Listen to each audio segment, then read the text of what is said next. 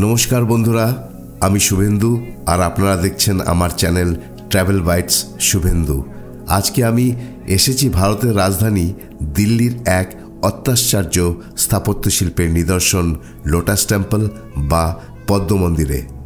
আজকে আমি ঘুরব এই লোটাস টেম্পলের প্রাঙ্গণ আর আপনাদেরকেও দেখাবো এর প্রাণবন্ত ও মনোমুগ্ধকর পরিবেশ আর তার দৃশ্য। এই মন্দির শুধু তার অনন্য নকশার জন্য বিখ্যাত নয়, বরং তার অন্তর্নিহিত বার্তাও বিশ্ববাসীর কাছে অত্যন্ত তাৎপর্যপূর্ণ। আসুন আমরা ঘুরে দেখতে দেখতে জেনে নেই এই মন্দিরের ইতিহাস, স্থাপত্যশৈলী এবং এর গভীর দর্শনের কথা।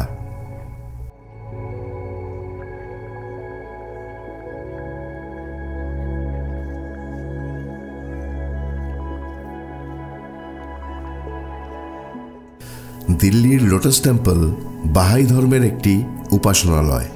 এটি 1986 সালে নির্মিত হয়েছিল এবং এটি বিশ্বের 7টি বাহাই উপাসনালয়ের অন্যতম। এই মন্দিরের স্থপতি ছিলেন ইরানিয়ান আমেরিকান স্থপতি ফারিবরোজ সাহবা। তিনি এমন এক স্থাপত্যশৈলী গ্রহণ করেন যা বাহাই ধর্মের মূলমন্ত্র এক ঈশ্বর এক মানবজাতি দর্শনকে প্রতিফলিত করে।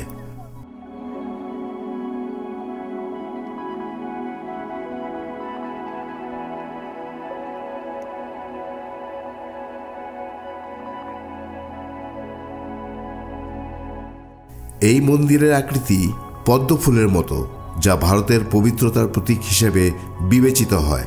সম্পূর্ণ মন্দিরটি সাদা মার্বেল দিয়ে তৈরি, যা গ্রিসের পেন্টেলিক মার্বেল খনি থেকে আনা হয়।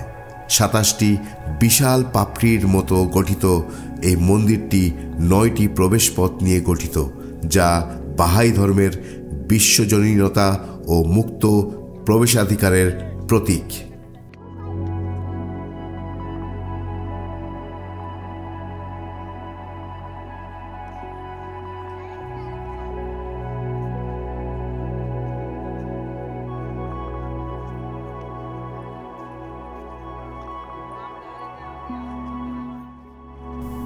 লোটাস টেম্পল অন্য ধর্মীয় স্থাপনার চেয়ে একটু ভিন্ন।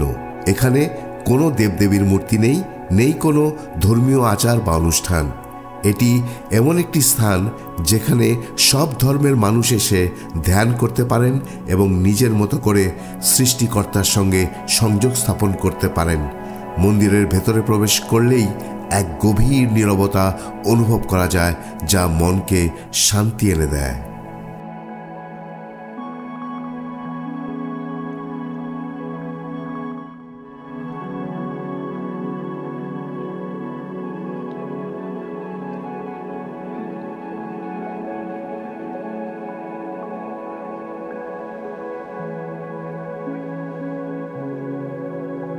লোটাস টেম্পল শুধুমাত্র উপাসনার স্থান নয়, এটি দিল্লির অন্যতম জনপ্রিয় পর্যটন কেন্দ্র।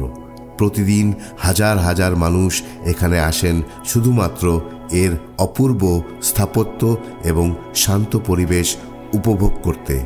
সন্ধ্যায় এই মন্দিরে আলোর খেলা দেখতে এক অনন্য অভিজ্ঞতা হয়। যদিও আমি সন্ধেবেলায় থাকছি না, আমাকে বেরোতে হবে। আমি দুঃখিত যে এবার সন্ধেবেলা আলোর খেলা দেখাতে পারলাম না। আগামী দিনে সুযোগ পেলে নিশ্চয়ই দেখাবো। এই ভিডিওতে দেখলেন যে আমি বাইরের দৃশ্য দেখিয়েছি, কিন্তু লোটাস টেম্পলের ভিতরে ক্যামেরা ইউজ করা নিষিদ্ধ, তাই ভেতরের দৃশ্য দেখাতে পারলাম না। লোটাস টেম্পল শুধু একটি ধর্মীয় উপাসনালয় নয়, এটি বিশ্ব ভ্রাতৃত্বের প্রতীক, যেখানে মানুষ ধর্ম, জাতি বা ভাষা ভেদাভেদ ভুলে একত্রিত হয়। যদি আপনি দিল্লি ভ্রমণে আসেন তাহলে অবশ্যই এই অসাধারণ স্থানটি ঘুরে দেখবেন।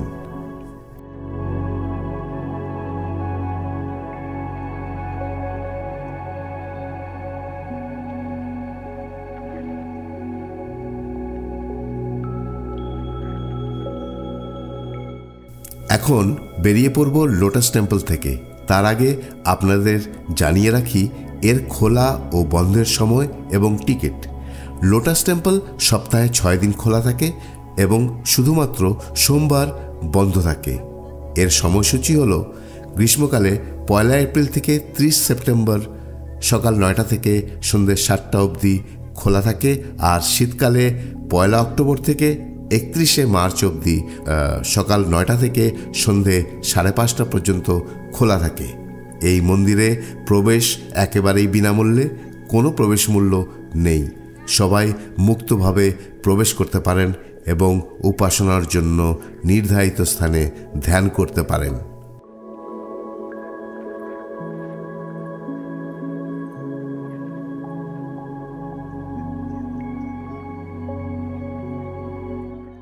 আমার এই ভিডিওটি যদি আপনাদের ভালো লেগে থাকে তাহলে লাইক, শেয়ার এবং চ্যানেলটি সাবস্ক্রাইব করতে ভুলবেন না প্লিজ। আর হ্যাঁ, ওই যে বেল আইকনটা আছে ওটাকে দাবাতে ভুলবেন না, তাতে আমার ভিডিও যখনই আসবে আপনার কাছে নোটিফিকেশন পৌঁছে যাবে।